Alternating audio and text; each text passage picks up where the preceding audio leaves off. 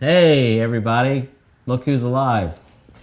Yeah, you really do not know the depths of that statement. Look who's not dead yet. Yep.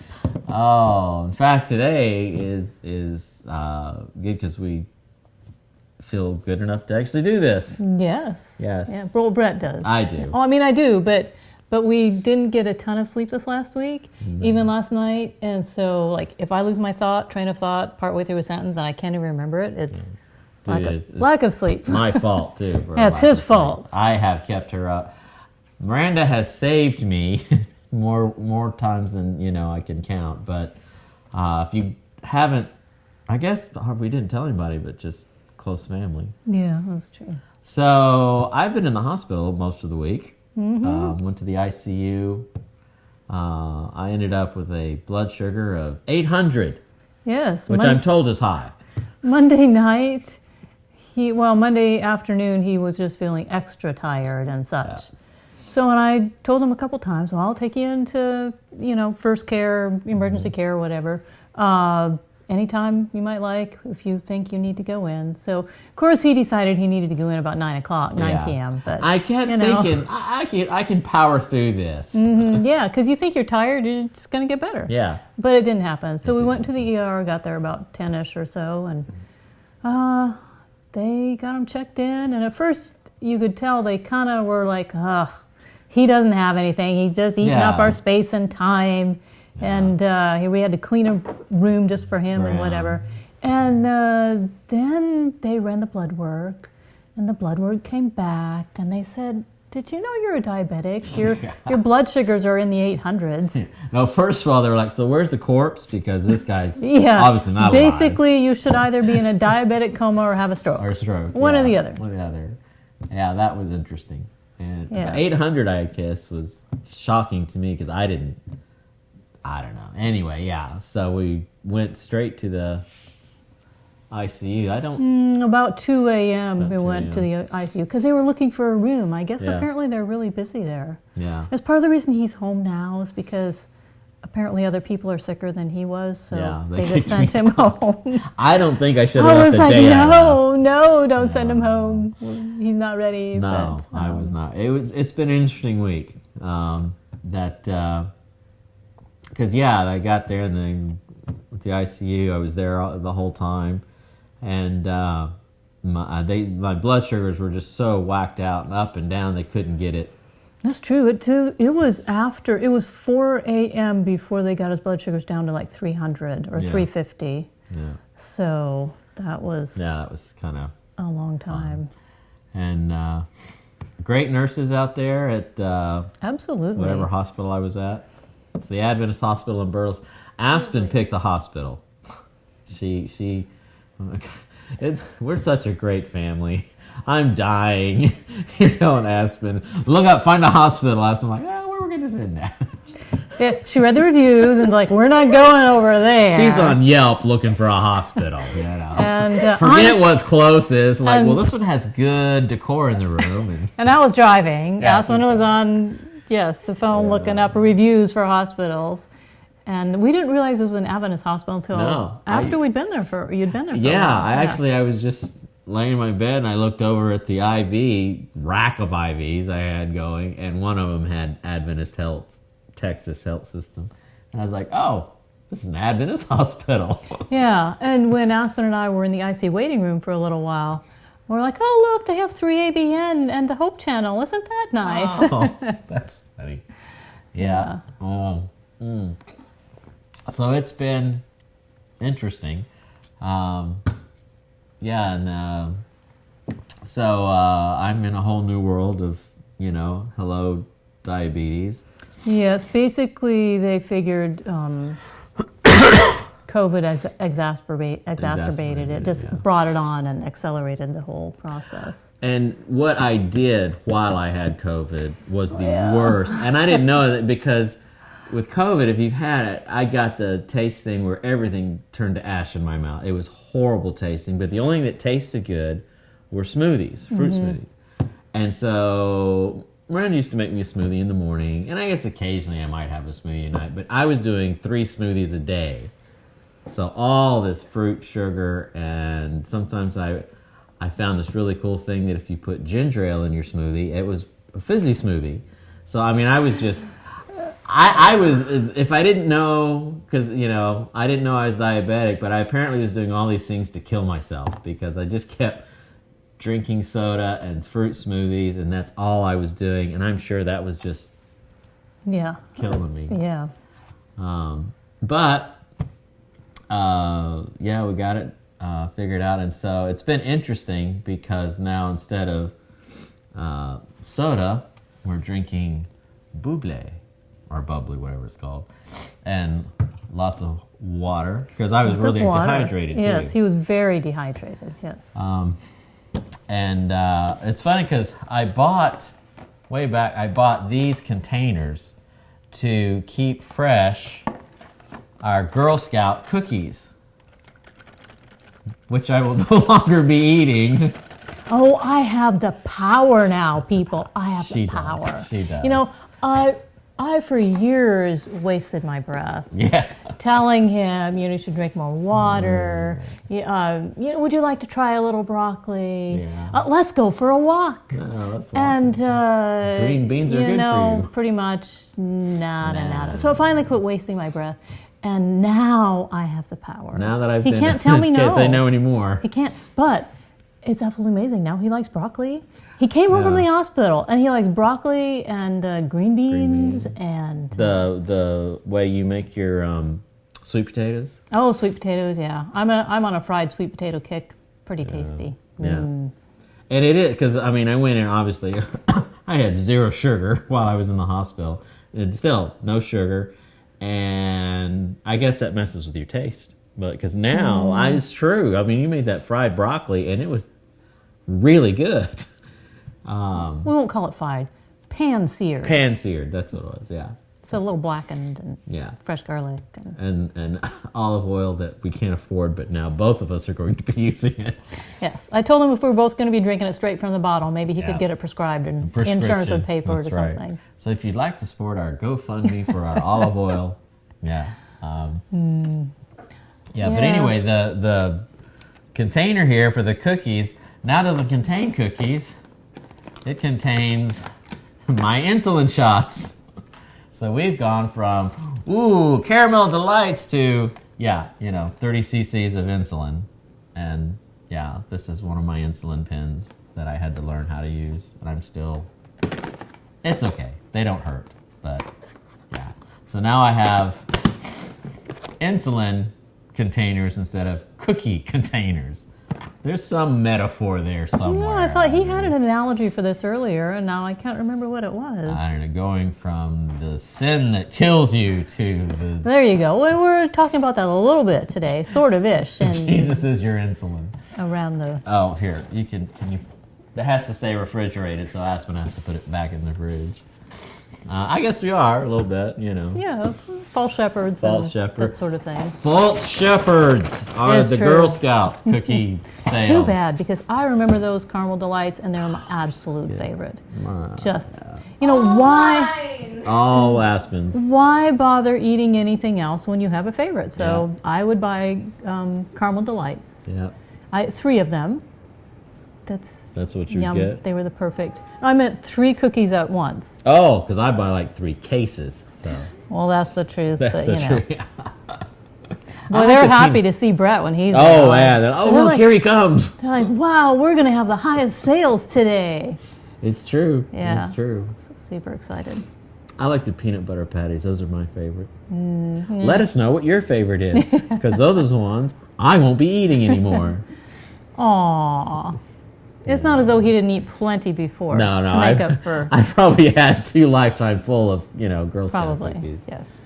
But now we're going to answer everyone's burning question, what I'm sure you've been wondering since we started broadcasting. Why is my hair this way? So he didn't put a hat on. Well, you see, this last week was not a good week for a haircut. No. They don't let you take a shower or anything in the ICU. I went for like however many days I was there for the week. No shower, and my hair was, I hated that.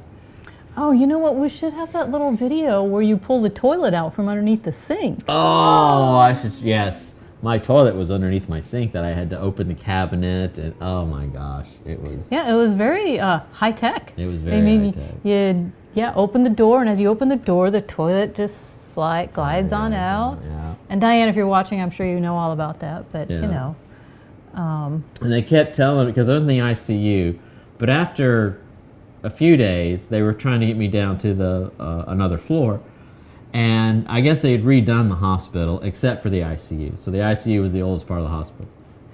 And they kept telling me, man, our other rooms are so nice. We're trying to get you there. You get your bed. You get a huge bathroom, massage yourself, shower, toilet, everything. You got a couch that folds out. People come in. The nutritionist comes by. You get to put in the order for your food. Da, da, da. And I'm like, this is not helping, telling me how great it is over on the other side. And ending with, but they're all full, so you have to stay here. Yeah, no wonder they're all full. Nobody wants to go home. Nobody wants to go home. That kind of treatment.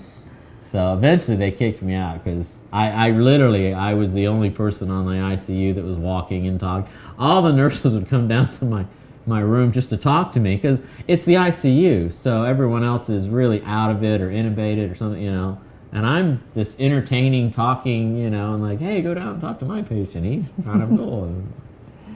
I felt like I was they kept me 2 days just for entertainment, I'm sure. No, they didn't. Yeah. They kept him because of other medical things that they couldn't send him home. Yeah, my levels were down, my heart, everything, and they really didn't get it figured out. The doctor was just like, well, check it a lot. You'll be fine, Yeah, that was really... It was not very comforting. Yeah, no, you'll be fine. It wasn't. Thanks for sending him home. We enjoy having him here, but we don't want him to die. Yeah. So could you keep him? Yeah. But apparently not. Apparently sicker people needed the room. Yeah. And I guess I'm still dealing with, 3 a.m, my sugar crashes. So Brett woke me up at 4 because... he'd gotten the glucose meter from the hospital and the box, and he gets it all opened and everything yesterday, and then doesn't realize that it only comes with a 10-pack of those little papers to read the strips, the blood sugars. Yeah. Yeah, so he wakes me up. He's like, I'm really sorry. And I'm like, really sorry for what? For dying here in the next 5 minutes. Leaving you with all the dishes. I'm so sorry. Yeah, can you believe it? He came home and he didn't wash the dishes. I didn't wash the dishes either because I wasn't home because I had to go get him. That's right. And the waiting for me. Yeah. Home from the hospital. Do the dishes. So, anyways, I had this great plan to get the place clean, and bring him home today or tomorrow or something. But so it was. What happened was I ran out of strip. I had one strip. Yeah.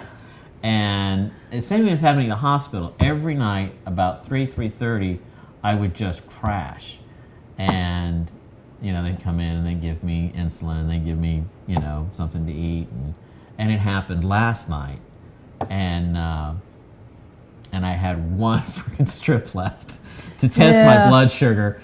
And I was like, oh my goodness, And it's like, I needed to, and I took a glucose tablet because I was way down, took a little cloud, and then I shot way up, and I needed, and I was looking online, and we live in Texas. If you didn't know that, we live in Keene, Texas, and if you're ever thinking about moving down here, you should know there's one pharmacy that's 24 hours, and it's over in Burleson. It's probably a solid 25 minutes away by the time you get down, and then you turn, and so in the whole Tri-City area, there's one, not even Walmart. 24-hour pharmacy. We went down there at 4 a.m. Yeah, thank goodness for the internet these days that you can look on that like that. So. And finally got it. Finally got my blood sugar. It was... Anyway. Here we are. Here we are. Yes. And I'm alive. Basically, all of that to say, hey, I lived. Yes, but all I can say is quite a miracle for him to have gotten through those 800 blood sugars and such unscathed, basically. Yeah.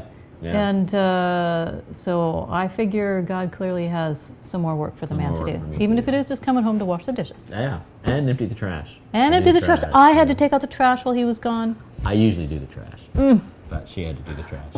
It was hot. Are you just going to ignore the fact that I helped you take out the trash? You're taking all the glory. Aspen does help the trash.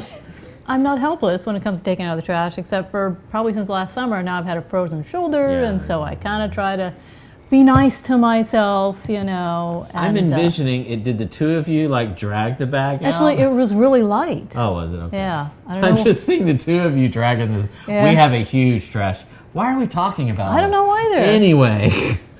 They're going to just go somewhere else because we're so boring. Yeah, talking about taking the trash out. Nobody wants to hear it. I will tell you, though, it is an interesting people talk about having experiences and get this like new lease on life or everything, and I never felt like it was a near-death experience, although it probably was. But I came back feeling like a lot better once we got some levels, figured out, and I felt like, oh, this is what normal, good life feels like. And I'm actually excited about not eating sugar anymore. I mean, it's horrible that it took this to get me here, but Miranda's been amazing looking up recipes and everything and planning things, and it's really kind of exciting to, look at, a whole new way of doing life, not just eating, but exercise and all that kind of stuff. And it's really kind of exciting. So anyway, we're going to get into what we were actually going to talk about. Yes. I read John 10 this week, and so we're just going to draw some points from there. Basically, it's where Jesus talks about, he says, truly, truly, and starts with verse 10. We don't want to take up all this time just reading every single verse, so we're going to pull out the verses that we're talking about mostly. He says, truly, truly, I say to you, the one who does not enter by the door into the fold of the sheep, but climbs up some other way, he's a thief and a robber. And basically later he calls these people false shepherds. Yeah. But the one who enters by the door is a shepherd of the sheep. Okay, verse 7. Oh, sorry, that was verse 1 up there, sorry. Chapter 10, verse 1. So Jesus said to them, truly, truly, I say to you, I am the door of the sheep. He calls himself the door. Mm-hmm. And so basically, I'm calling that the Jesus door. Mm-hmm. And I am the door. If anyone enters through me, he will be saved, will go in and out and find pasture. And the thief comes only to steal and kill and destroy. I am come so that they would have life and have it abundantly. Yeah. And then one last verse here, verse 12. He who is a hired hand and not a shepherd, who is not the owner of the sheep, sees the wolf coming and leaves the sheep and flees. And the wolf snatches them and scatters the flock. He flees because he is a hired hand, and does not care about the sheep. And so if you guys, after listening to us, would like to read the rest of that to get a full context. It was John what? John chapter 10. John chapter 10. Mm-hmm. And you didn't see it, but I found a good graphic. It had the door and the sheep, and it says, Jesus is the door, and it said, it's a metaphor, people. Because it is. It's a metaphor, Jesus telling a parable there. And I liked, obviously I was out of it all week, so she had to do this on her own. But I love the idea, once, we were talking about the Jesus being the door, and also the idea of the false shepherds, because that is like meaningful to all of us, whether we realize it or not. How many false shepherds we thinking like, oh, I'm not following a false shepherd. How many false shepherds in our lives there are, and constantly trying to ensnare us. Right. And last week we talked about following Jesus, and Jesus saying, come follow me. And Jesus says he's the door. When we go through doors, he says we are to go through him, basically. When we go through doors, we are going into new places. And also, when we follow Jesus, we are to follow him by faith. Yeah. And so going through the doors, generally takes us to new places. And when we follow Jesus, it is definitely by faith. And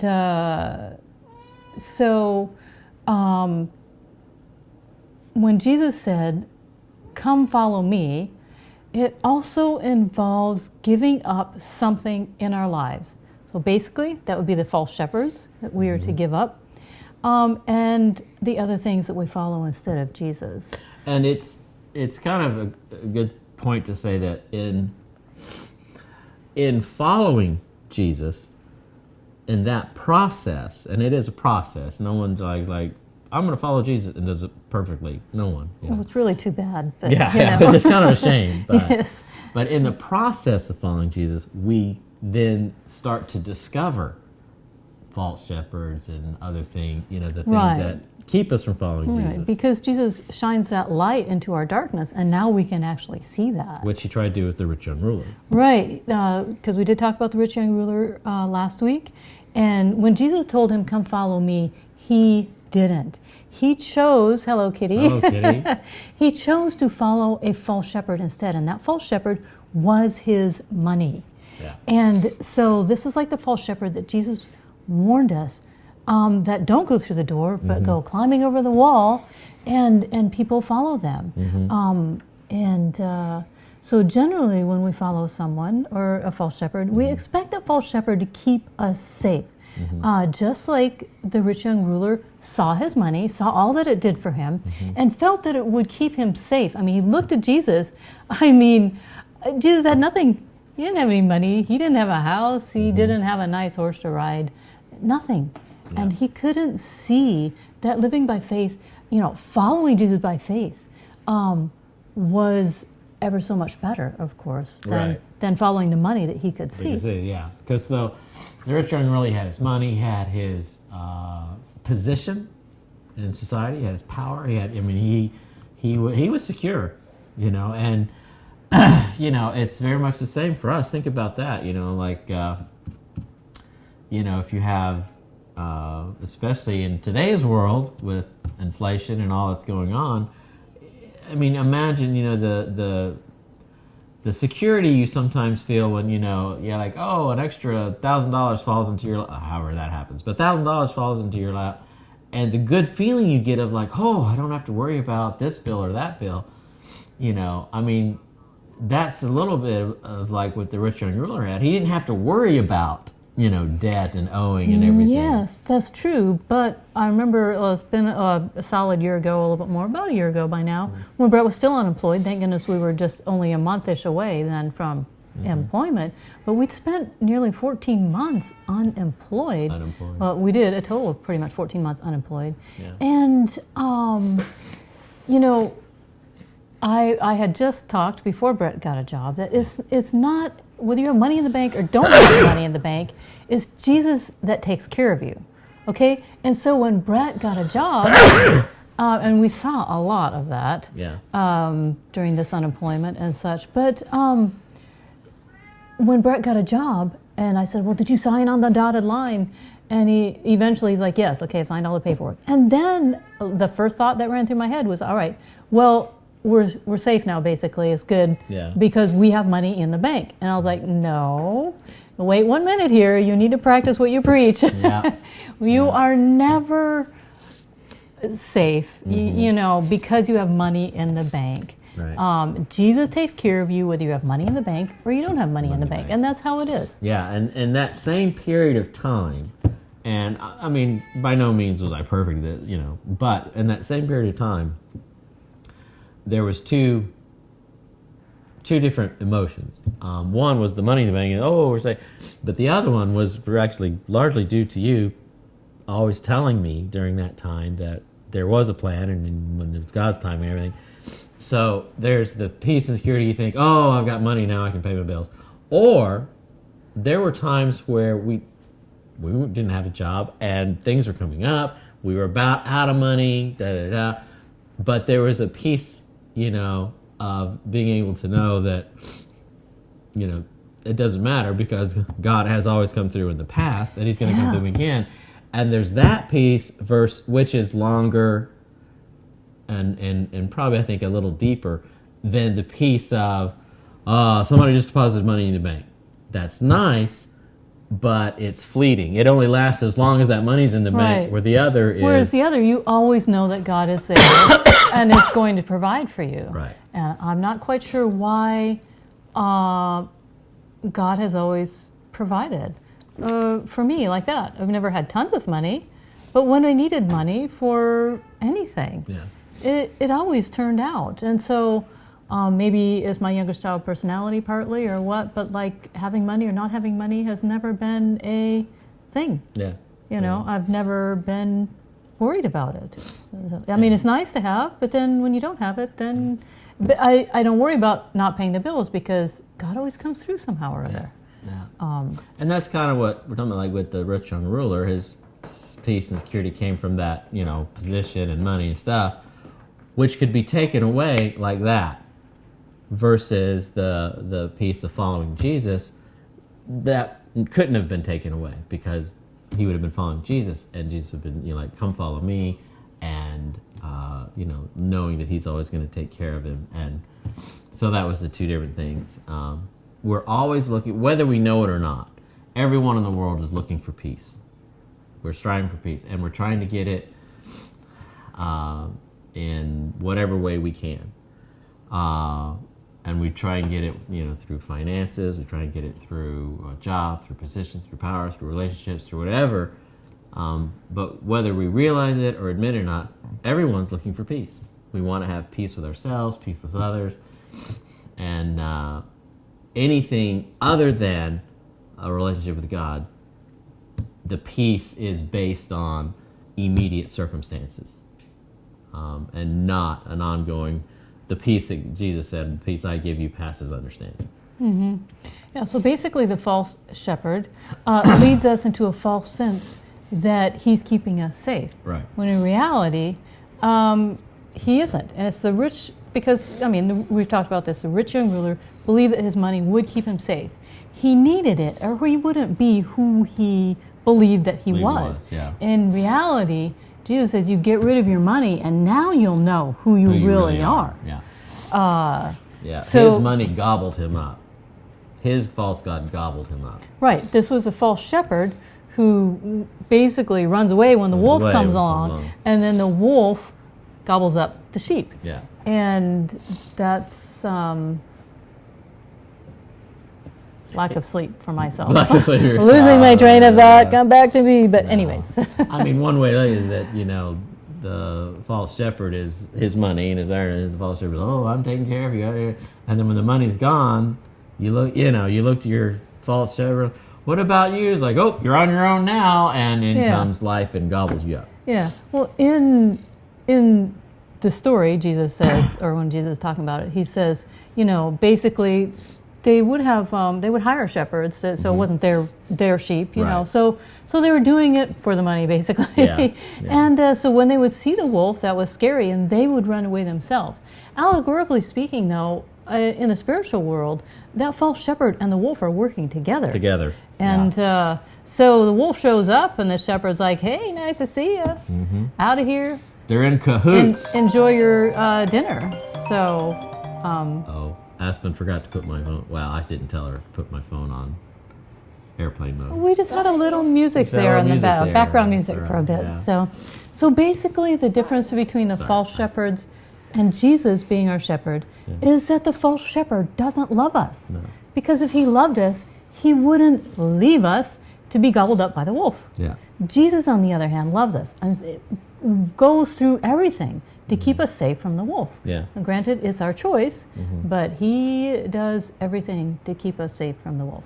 I didn't think of this till just now. Kind of a modern day illustration of that is the war in Ukraine, where Ukrainians are fighting for their home, and even Americans and other soldiers who have gone to help Ukraine, they're there because of a belief, and conviction about the war in Ukraine, where Russia, some of their soldiers anyway, and then some of the soldiers they've paid to come in, don't fight as hard, give up easy and run, or even, you read the news stories about turning against their own generals, and because they aren't, it's not their home, they're not committed. They are not dying to save something. The Ukrainian soldiers are dying to save their families and their country, and that's Jesus. We are part of his family. He died to save us. Yeah. And everything, and all the other shepherds run away like, oh, I'm not that committed. No, they aren't dying for us, eh? And Jesus is like, no, I died for you, and I am never leaving. Right. So basically, back to the rich young ruler for just a second. He couldn't see that getting rid of his money and following Jesus could do for him, it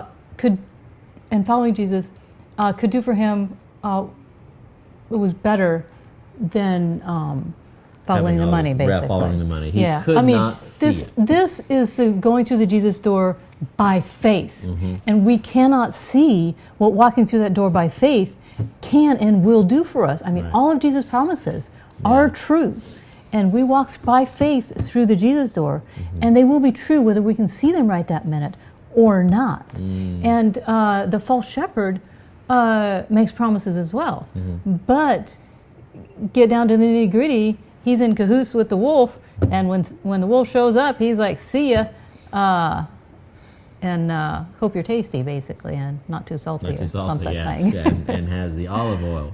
Back to our GoFundMe page for the olive oil we're going to do. We haven't set one up yet. Cahoots, I like that word. I like using cahoots.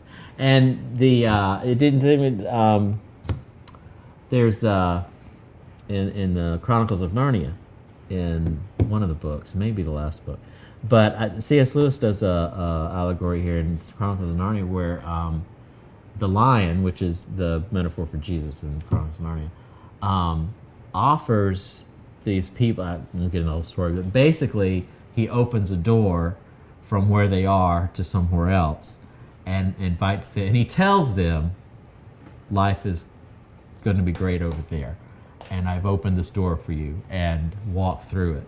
And some of them do and some of them won't, because some are afraid of, if I go through the door I'm going to lose everything, or I'm going to die, or I'm going to da-da-da. And yet some walk through, and then of course in the book it shows how it was this amazing life on the other side of the door, which is kind of what you're saying. We walk through that door by faith. Right, absolutely, and that's so. Which takes me to what Paul says in Ephesians 6, I think, with the armor of God. He uses the analogy of the door-like shield of faith, and so let's call that the Jesus door, right? Of faith that keeps us safe from the flaming arrows of the evil one. So keeps us safe from the wolf, basically.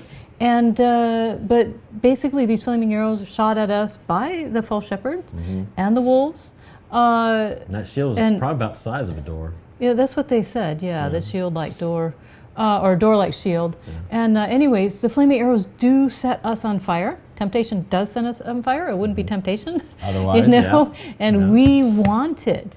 But it's the kind of fire that demands that we have more of it. And so instead of taking up that shield door of faith, or walking through the Jesus door of faith, instead of doing that, we get so on fire about this temptation stuff that we don't.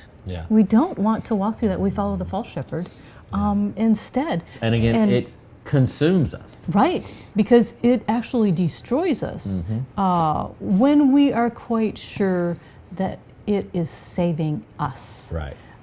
So basically, the what we think is keeping us safe is actually destroying us. Yeah, and I like to the end here, the summary here is like this. Jesus is the true shepherd. Everything else is a false shepherd, and they lead you away, and they little by little, and they works in cahoots, and they destroy you, and they eat you. And everyone's looking for peace. Everyone has a God of some sort, and if you want to know what your God is, answer two questions: what do you spend the most time with, and what are you willing to sacrifice for? That's your God. But anything other than a relationship with God, when you have a relationship with anything else, that's addiction. And addiction is like the flaming arrow. It consumes you, and little by little destroys you. It leads, and we can all have addictions to anything. We can all have so many ways you could call things. False shepherds, addiction. Things we use other than a relationship with God to try and find peace. Anything other than our connection with God, our relationship with God, is a false God, a false shepherd, an addiction, and it will consume and destroy us. Whereas relationship with God envelops us. Right. And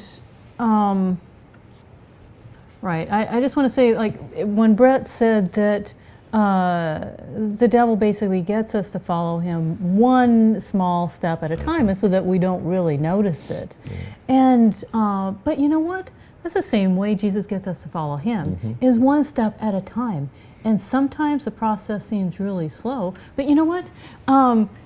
we aren't smart enough to follow Jesus any other way. So he's got the plan, and it's generally just one step at a time.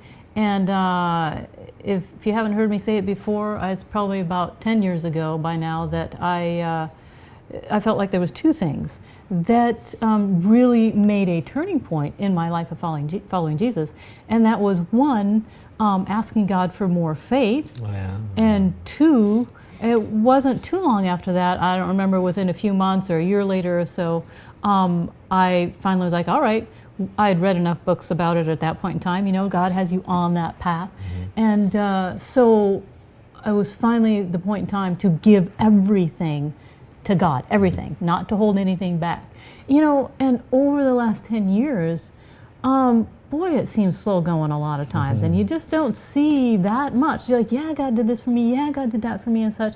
But now, at 10 years in, all of a sudden, I can see more of a shift, and yet it was 10 years getting there. Now, the problem is that by the time you get there, you realize what a mess you really are, But Jesus is always there.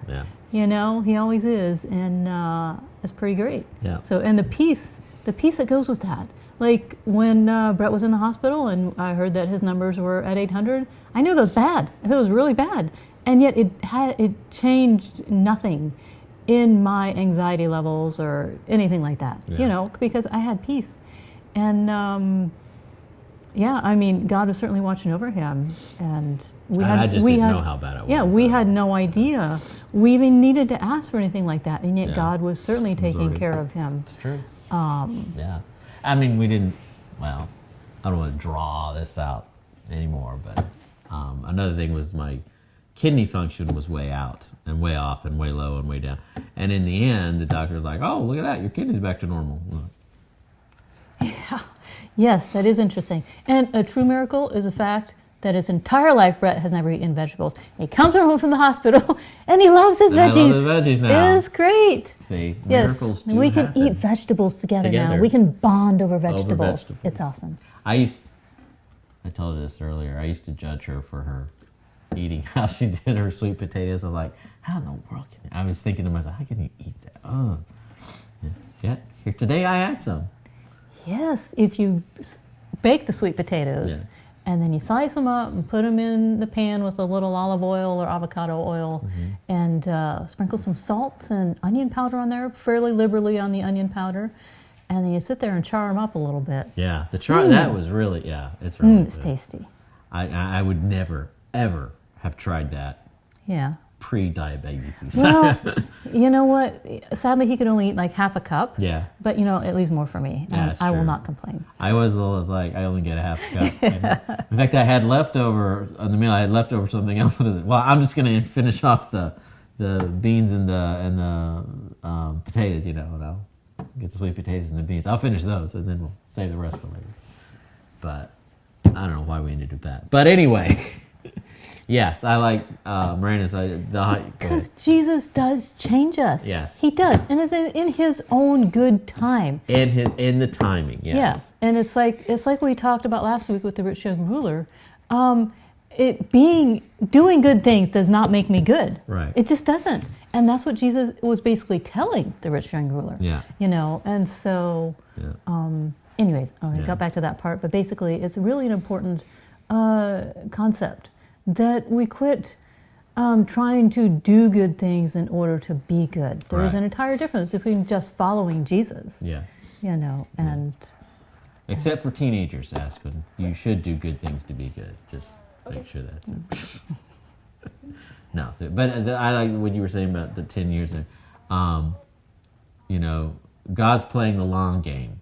He is. And I can look back even to when I was a kid, teenager, 20s, 30s, 40s, 50s. I mean, you can look at each of those, and despite the fact that I hadn't given everything up to God, He was there. He was there, and He was doing stuff, and He was working things out in ways that were impossible to do on my own. And He was all about the long term. Yeah. He knows the long-term plan. Yeah. We don't. There's a walk by faith. Go through that Jesus door, even though you can't see it. We all know that the rich young ruler would have been better off if he would have sold his stuff and followed Jesus. But he didn't. Yeah. didn't. And you're gonna like, you don't go from, whatever your normal life is to, and now I'm gonna follow Jesus and I'm Billy Graham. It's too bad. It's it's little steps, and it's little. So don't get discouraged about the lack of progress. Or God takes you in the timing of where He wants you, and He's playing the long game. Look at the disciples. They were idiots almost until the day they died. And they're like, oh, now I get it. Yeah. But it's the fact that it's Jesus showing up for us that builds that faith. That builds the faith in Him and increases that relationship with Him. And our doing good stuff in order to be good does not build a relationship with Jesus. Right. It just builds our pride that, look at me doing good things. Yeah. Thank goodness I'm better than them over there. That's right. Right. Or Again, I'm except not, for teenagers for Aspen. What? You should do that. Sorry. Like taking out the trash. Nah, not so much. So. The bag's probably bigger than Aspen. Yeah, the problem is Aspen could fit in the bag. That's how big our fall trash can in be. the bag. You fall in the bag. Well, Brett got tired of taking that little tiny kitchen trash can. I know. Basic kitchen trash can. I like every day. Every day. Yeah, and it's overflowing and everything. Yeah. So I'm like, well, I'll just go to Walmart and get a big trash can. It's once a week now. Yeah. Yep. So that's it. Let Jesus take the trash out of your life. Yes. How was that for a say? Because we don't do it very well. We don't do it very well. We put it off. Put it off. Yeah. So we've hammered this a lot. So thanks for hanging in there. But it's fun for us. We enjoy it. We do. We do. Yes. But anyway, thanks for joining us. We're happy that you're here with us. I'm happy I'm here with you. Yes, we're happy Brett's here with us. And we will be back again next week. Do we know what we're talking about? Or?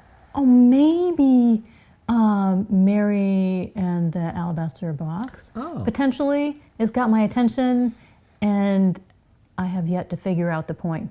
But that might be what we're talking about then. Because it's there, and it's got me, like the door of this one had me the first time I read it, and I was like, that door is something that I don't got it figured out yet. And that was probably on Sunday or Monday.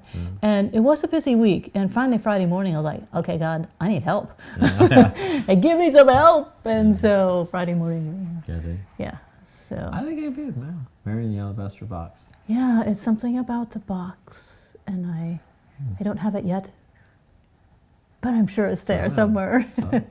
So join us and find out what the mystery will be. Mary in the Alabaster Box. Yes, we shall discover it together. All right, thanks for joining us. Have an awesome rest of your Sabbath day, and we'll see you next week.